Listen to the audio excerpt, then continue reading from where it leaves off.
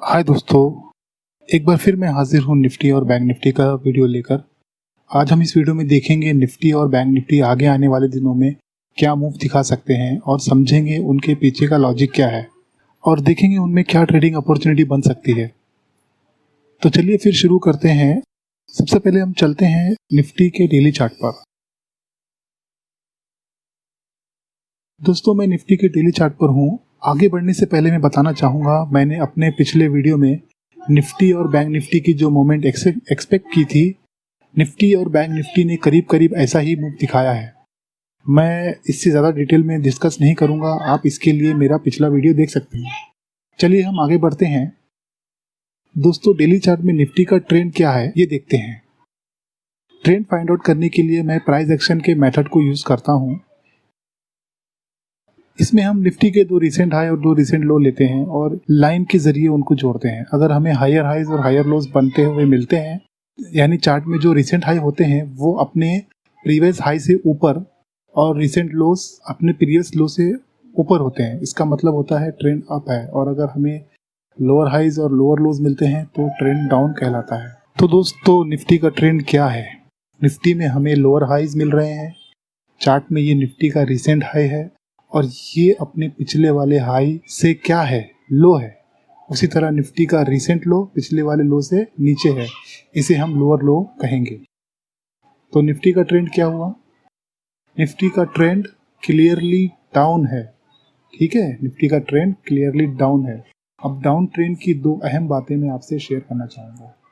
पहली ये कि डाउन ट्रेंड में हाइज रिस्पेक्ट होते हैं और दूसरी ये कि लोज जो होते हैं वो डिसरिस्पेक्ट होते हैं। अब इन दोनों को मैं समझाने की कोशिश करता हूँ। निफ्टी का ही एग्जांपल लेते हैं। हाई रिस्पेक्ट होना मतलब निफ्टी का ये जो हाई है यानी 11,620, निफ्टी इस हाई को रिस्पेक्ट देगा और इसे तोड़ नहीं पाएगा, बल्कि वो इस हाई से पहले ही रिवर्स हो जाएगा और नीचे गिर जाएगा। उसी तरह लो डिसरिस्पेक्ट होना मतलब निफ्टी अगर यहाँ से नीचे गिरता है और इस लो के करीब जाता है तो निफ्टी इस लो को रिस्पेक्ट नहीं देगा और इसे ब्रेक करके नीचे चला जाएगा और नया लो बनाएगा। तो दोस्तों, निफ्टी के लिए इसका जो रिसेंट हाई यानी 11,620 है, ये उसकी अपर रेंज है। दोस्तों, निफ्टी की लोअर रेंज क्या है? जैसा कि आप देख सकते हैं, ये जो एरिया है 11,300 से 11,180, ये निफ्टी की लोअर रेंज है।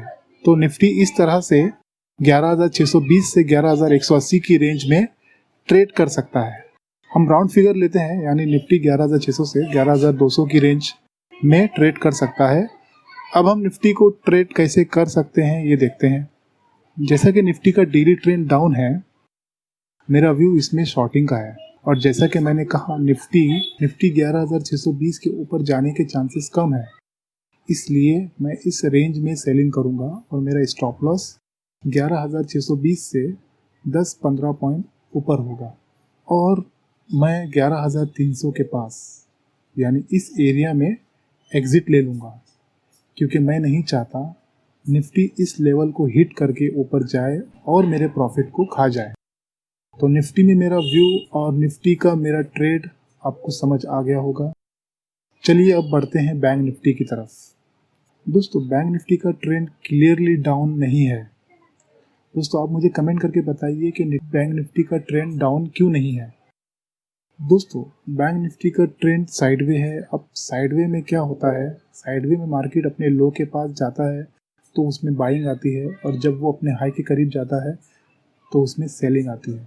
अब बैंक निफ्टी का लो और हाई यानी उसकी रेंज क्या है ये हम देखते हैं।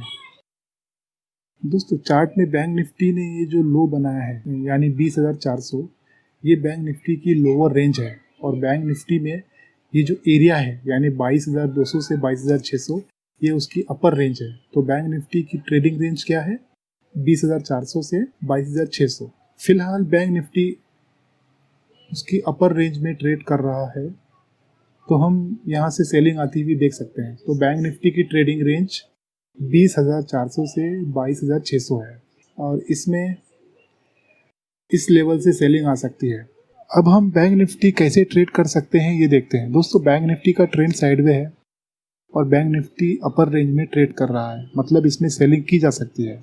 लेकिन मैं डायरेक्ट सेलिंग नहीं करूंगा, बल्कि मैं वेट करूंगा जब ये इस एरिया के अंदर जाए और जब ये रिवर्स होने लगे तब मैं इसमें एंट्री लूंगा।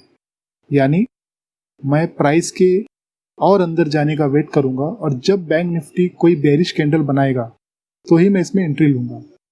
दोस्तों, मेरा स्टॉप लॉस 22,700 के ऊपर होगा और मैं 21,600 के पास यानी इस एरिया से पहले एग्जिट ले लूंगा। तो इस तरह बैंक निफ्टी में मैं 22,200 से 22,650 की रेंज में बेरिश कंफर्मेशन के बाद एंट्री लूंगा। मेरा स्टॉप लॉस 22,700 के थोड़ा ऊपर होगा और मेरा टारगेट 21,600 के पास होगा।